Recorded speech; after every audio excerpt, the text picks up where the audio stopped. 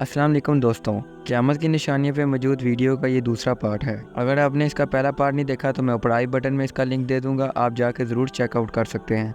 तो दोस्तों, आज की इस वीडियो में हम बात करेंगे फितने दज्जाल की। दोस्तों, कुर्बे क़यामत की निशानियों में से एक निशानी दज्जाल की भी है। दोस्तों, दज्जाल का फितना तारीख़ इंसानी की इब्तिदा से लेकर इख्तिताम तक तमाम फितनों से बड़ा और ख़तरनाक फितना है, जिसकी बड़ाई और शिद्दत का अंदाज़ा आप इस बात से लगा सकते हैं कि हर दौर के नबी ने अपनी उम्मत को दज्जाल के फितने से आगाह किया और उन्हें बचने की हिदायत दी। दोस्तों, दज्जाल का मायनी है बहुत ज़्यादा झूठा शख्स, क्योंकि दज्जाल भी हक़ के साथ बातिल को मिलाकर झूठ बोलेगा, इसीलिए इसको दज्जाल कहा गया है। ये अव्वलन अपने आप को मोमिन ज़ाहिर करेगा और लोगों को हिदायत की तरफ बुलाएगा, लेकिन फिर नबूवत और खुदाई का दावा करेगा। मशहूर है कि इसकी असल यहूद से होगी। हकीमुल उम्मत मुफ्ती अहमद यार खान नेमी फरमाते हैं कि दज्जाल दो किस्म के हैं, छोटे और बड़े। छोटे दज्जाल बहुत हुए और बहुत होंगे, जिनमें हर झूठा नबी, झूठा मौलवी, झूठा सूफी मौजूद होंगे, पर असल दज्जाल वो होगा जो खुदाई का दावा करेगा। मुख्तलिफ अहादीस में दज्जाल का होलिया बताया गया है। इन तमाम को सामने रखने से दज्जाल का जो होलिया सामने आता है वो ये है कि दज्जाल एक जवान मर्द होगा, दराज कद और एक आंख से काना होगा, और कानी आंख ऐसी होगी जैसे फूला हुआ अंगूर हो, जबकि इसकी एक आंख खून आलूद होगी। इसका सीना चौड़ा और ज़रा सा अंदर की तरफ धंसा होगा, और दज्जाल की पेशानी चौड़ी होगी और दोनों आंखों के दरमियान काफ फे रे यानी काफिर लिखा होगा, जिसे हर मुसलमान पढ़ सकेगा,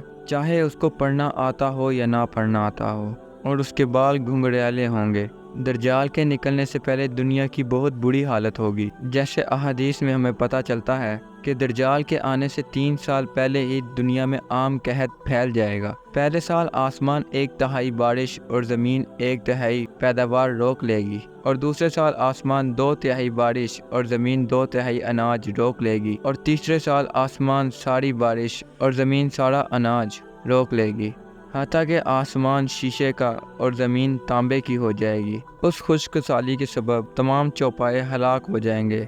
फितने और कत्लो गारत आम हो जाएगी। आदमी एक दूसरे को कत्ल और जिला वतन कर रहे होंगे। तब दज्जाल मशरिक की जानिब से असबहान या खुरस्तान के इलाके से निकलेगा। ग़ज़ाई कहत के अलावा इल्मी और रूहानी कैद भी बढ़ेगा। दीन के सिलसिले में लोगों में शक व शुबहात पैदा हो जाएंगे और उलमा और दीनदार लोगों की किल्लत होगी। दज्जाल ज़मीन पर सिर्फ 40 दिन रहेगा, जिनमें से एक दिन 1 साल के बराबर होगा, एक दिन 1 महीने के बराबर, और एक दिन 1 हफ्ते के बराबर होगा, और बाकी तमाम अय्याम आम दिनों की तरह होंगे। इस मुद्दत में दज्जाल अपने गद्दे पर सवार होकर सारी दुनिया का चक्कर लगाएगा।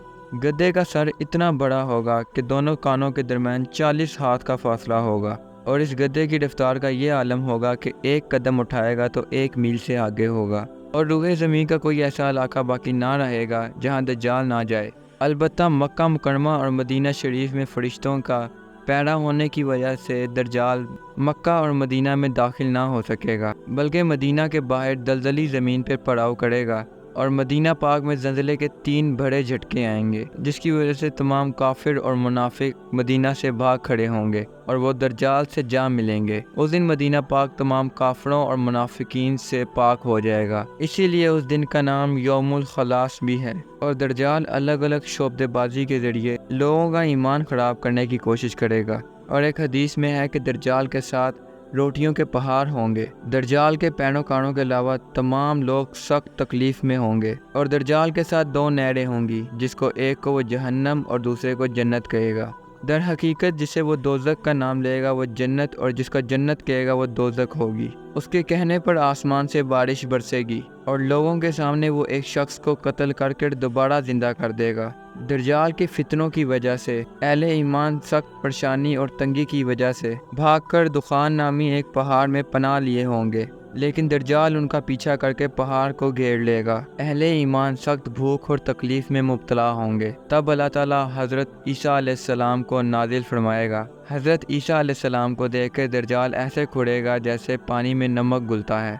हज़रत ईसा अलैहिस्सलाम दज्जाल को मकाम लूत पर कत्ल करेंगे और उसके तमाम पैरोकारों में से किसी को नहीं छोड़ेंगे। دوستوں اب ایک سوال یہ بھی پیدا ہوتا ہے کہ دجال اب بھی کیا اس دنیا میں موجود ہے؟ اگر ہاں تو کس جگہ پہ؟ یہ سب سے اہم سوال ہے، کیونکہ اللہ کے رسول حضرت محمد صلی اللہ علیہ وآلہ وسلم نے اس کی قید کی جگہ کی نشاندہی بھی کر دی تھی کہ وہ اس وقت کہاں موجود ہے اور کس وقت دنیا میں ظاہر ہوگا۔ یہ سب جاننے کے لیے ہمیں ایک صحابی جن کا نام تمیم داری تھا، ان کے سمندری سفر کے بارے میں جاننا ہوگا، جس سفر کا سن کے حضرت محمد صلی اللہ علیہ وآلہ وسلم نے اس کی قید کی جگہ کی نشاندہی کی تھی۔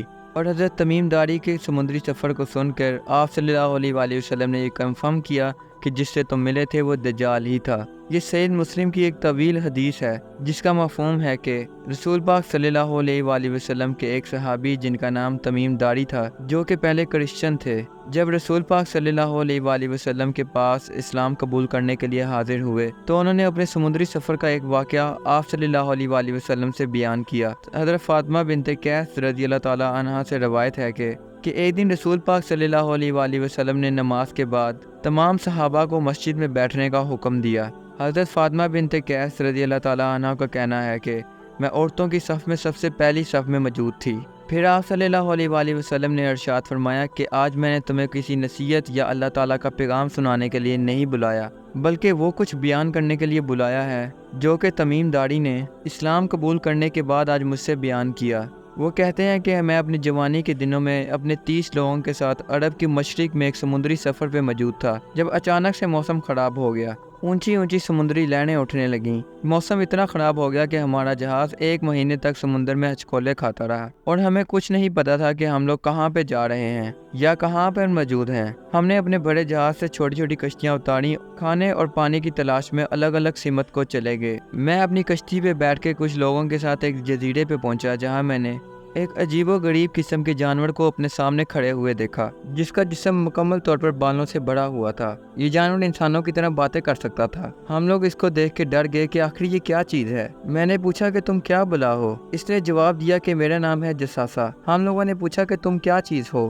اس نے جواب دیا کہ یہ باتیں چھوڑو، میں تم سب کو اپنے مالک سے ملاتا ہوں۔ وہ سامنے جو مندر ہے وہاں پہ وہ شخص بڑی شدت سے تمہارا انتظار کر رہا ہے۔ تمیم داری کہتے ہیں کہ ہم لوگ اس کے پیچھے گئے اور ہم نے مندر میں ایک بہت بڑے جسامت کے شخص کو زنجیروں میں جکڑے ہوئے دیکھا۔ اس سے بڑی جسامت کا شخص ہم نے آج سے پہلے کبھی نہیں دیکھا تھا۔ اس کے ہاتھ اس کی گردن سے بندھے ہوئے تھے اور اس شخص نے آتے ہی ہم سے کچھ سوال کیے۔ پہلا سوال یہ تھا کہ مجھے بیسان کے درختوں کی کھجوروں کے بارے میں بتاؤ، کیا وہ اب بھی اگ رہی ہیں؟ ہم نے کہا ہاں اب بھی لگتی ہیں۔ پھر وہ شخص کہنے لگا کہ مجھے تبریہ کے جھیل کے بارے میں بتاؤ، کیا اس میں ابھی بھی پانی باقی ہے؟ ہم نے کہا ہاں بہت زیادہ پانی ہے۔ اس نے کہا کہ بہت جلد یہ بھی خشک ہونے والا ہے۔ تیسرا سوال اس نے یہ کیا کہ مجھے زگر کے چشمے کے بارے میں بتاؤ، اور اس کے بعد گولن کے پہاڑیوں کے بارے میں پوچھا، اور آخر میں پوچھنے لگا کہ مجھے اس امی پیغمبر کے بارے میں بتاؤ۔ ہم نے جواب دیا کہ وہ مکہ سے نکل کر مدینہ میں آباد ہو چکے ہیں۔ وہ سن کر بہت حیران ہوا کہ واقعی کیا یہ سب ہو چکا ہے؟ ہم نے اس کو جواب دیا کہ ہاں بالکل۔ اس کے بعد اس شخص نے کہا کہ اب میں بتاتا ہوں کہ میں کون ہوں۔ اصل میں ہی دجال ہوں، اور بہت جلد یہ تمام نشانیاں پورے ہوتے ہی مجھے بہت جلد یہاں سے باہر نکلنے کی اجازت مل جائے گی، اور تب میں پوری دنیا کے اندر جاؤں گا سوائے مکہ اور مدینہ کے۔ اللہ تعالیٰ تمام مسلمانوں کو دجال کے فتنے سے بچائے اور ہمارا خاتمہ ایمان پر ہو۔ اور دوستو یہ تھی قیامت کی نشانی پر موجود ویڈیو کا دوسرا پارٹ۔ میں تیسرا پارٹ جلد سے جلد اپلوڈ کرنے کی کوشش کروں گا انشاءاللہ تعالیٰ۔